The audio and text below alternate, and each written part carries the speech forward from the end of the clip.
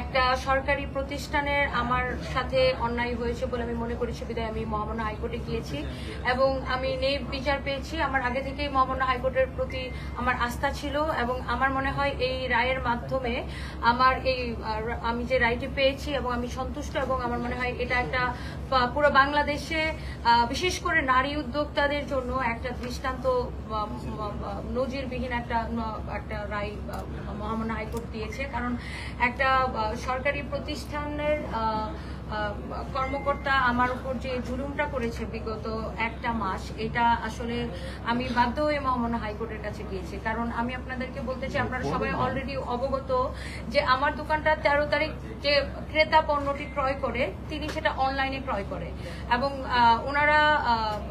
উনি ক্রয় করার পরে 53 দিন পরে, যেখানে ভুক্ত অধিকারের 60 ধারা অনুযায়ী স্পষ্ট করে বলা আছে যে পণ্য ক্রয়ের 30 দিনের মধ্যে অভিযোগ করতে হবে, সেখানে যিনি ক্রেতা ছিলেন তিনি অনলাইন থেকে পণ্যটি কেনার আপনার 53 দিন পরে উনি ভুক্ত অধিকারে কমপ্লেন করে। এখানে আরেকটা ইম্পর্টেন্ট বিষয় আমি আপনাদেরকে নোট দিতে চাই, আমার সানবিজ বাই তনি প্রতিষ্ঠান কোনোদিন কারো কাছ থেকে অ্যাডভান্স কোনো টাকা পয়সা নেয় নাই, আমরা কোনো কাস্টমার থেকে অ্যাডভান্স নিই না, আমরা সম্পূর্ণ ক্যাশ অন ডেলিভারি দেব। এবং এখানে আমরা একটা নোট দিয়ে রাখি কাস্টমারদেরকে, যেহেতু আমরা হোম ডেলিভারি দেই, আপনার সামনে অপশন আছে, আপনি ডেলিভারি ম্যান যখন যাবে আপনি পণ্যটি চেক করে তারপরে হচ্ছে আপনি পণ্যটি টাকা দিয়ে তারপরে রিসিভ করবেন।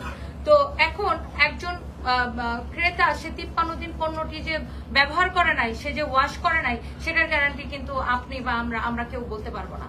তো যেটা আসলে সম্পূর্ণ আইন বহির্ভূত 53 দিন পরে ওনারা অভিযোগটি গ্রহণ করে এবং সেটি ক্রেতা পণ্যটি ক্রয় করে অনলাইনে, কিন্তু ওনারা আমাদের শোরুমে এসে এটার কাগজ দেখতে চায় যে আমার সেলসম্যানদের কাছে। তো আসলে অনলাইনের পণ্যের কাগজটা তো আসলে সেলসম্যানরা শোরুমে দিতে পারবে না, বা এটা তো আমাদের একটা শোরুম, অনলাইনের বিষয়টা আসলে ওটার হিসাব তো আমাদের অফিসে থাকে।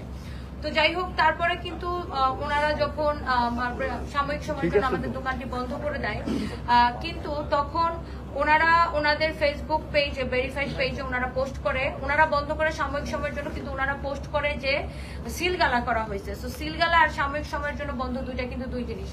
তারপরে যে সামাজিকভাবে আমি যে পরিমাণ হেয় প্রতিপন্ন, আমি মানসিকভাবে সামাজিকভাবে আমি হেয় প্রতিপন্ন হয়েছি মিডিয়া ট্রায়ালের কারণে। কারণ আমার তখন বিষয়টা আসলে সানবিজ বাই তনি প্রতিষ্ঠান কেন্দ্রিক আর থাকে না, তখন আমি ব্যক্তি রুবায়েত ফাতেমা তনিকে আক্রমণ করে, আমি একজন নারী, আমাকে নানানভাবে বুলিং করে, আক্রমণ করে, ভুয়া টাইটেল, অযৌক্তিক হচ্ছে যে টাইটেল দিয়ে আমাকে সামাজিকভাবে হেয় প্রতিপন্ন করা হয়। আমার বাচ্চা স্কুলে যেতে পারে না, তখন আমার ভাই বোন, আমার বাবা নাই, আমি আমার ভাই বোনের গার্ডিয়ান, আমার ভাই বোন স্কুল কলেজে যেতে পারে না। মানুষ আমাকে চোর বলে, ভুয়া বলে, প্রতারক বলে, একটা অভিযোগ প্রমাণ হওয়ার আগে মানুষ আমাকে এসব বলে আখ্যায়িত করে সামাজিক যোগাযোগ মাধ্যমে বিভিন্ন ভিডিও, বিভিন্ন পোস্ট, বিভিন্ন ভাবে বুলিং, এবং আমার সন্তানের জন্য স্কুলে যেতে পারে নাই।